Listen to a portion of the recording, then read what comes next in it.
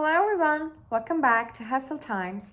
With the 2024 global average temperature being virtually certain to exceed the 1.5 Celsius threshold, this year marks a critical point for our planet and humanity. So how did we get here? What does this mean for us? What happens next? And what can we do about it?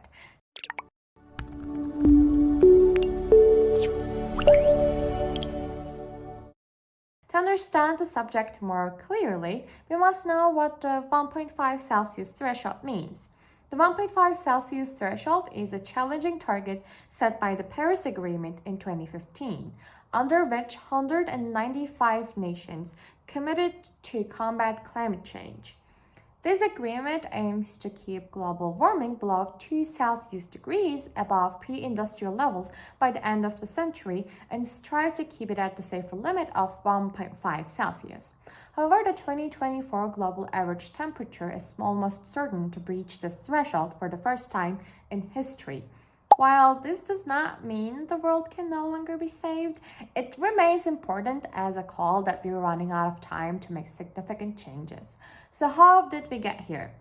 The increasing temperatures are mainly a product of human-induced climate change caused by burning fossil fuels for energy, deforestation, and industrial processes. Since the rise of industrialization over the last 2 centuries, carbon emissions have peaked. The main cause of these emissions is coal, oil, and gas usage for energy. When burnt, these fuels release greenhouse gases such as carbon dioxide and methane, which trap heat in the atmosphere and warm the planet. While countries have committed to reducing emissions, their commitment has not been enough. Despite the progress in renewable energy such as electric vehicles and solar panels, the world's reliance on fossil fuels remains high and emissions are still rising. Now that we've crossed this critical threshold, what can we expect from the future? First, we should be expecting more extreme weather conditions like stronger hurricanes, longer droughts, and devastating wildfires. These are already happening, however, they will get more intense and frequent with temperatures increasing.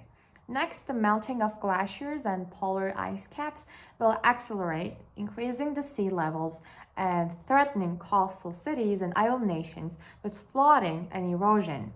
The impact of it on biodiversity shouldn't be forgotten either.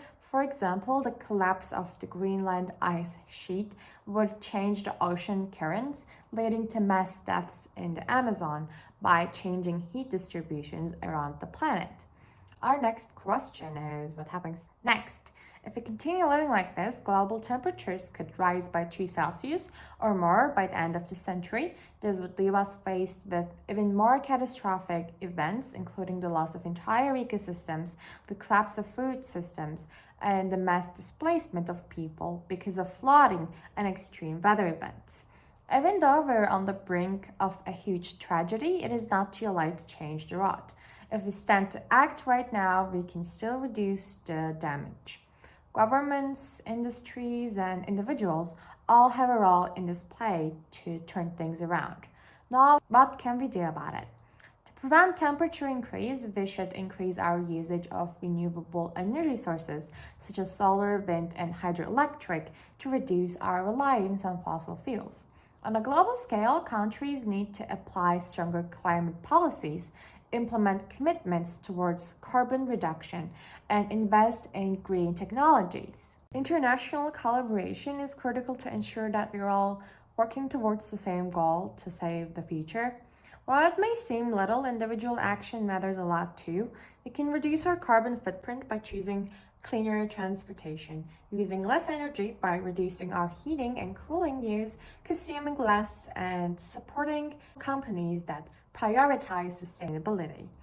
In conclusion, exceeding the 1.5 Celsius degrees threshold is a sharp reminder that we are at the final straw and should take action as fast as possible. The consequences of exceeding this limit are being globally felt, and the window of opportunity to prevent further damage is rapidly closing. However, with immediate action, we can reverse some of the damage and prevent the worst. And this is the end of our video about this issue. Thanks for watching. If you like our video, please consider subscribing. And as always, it was Hefsel Times.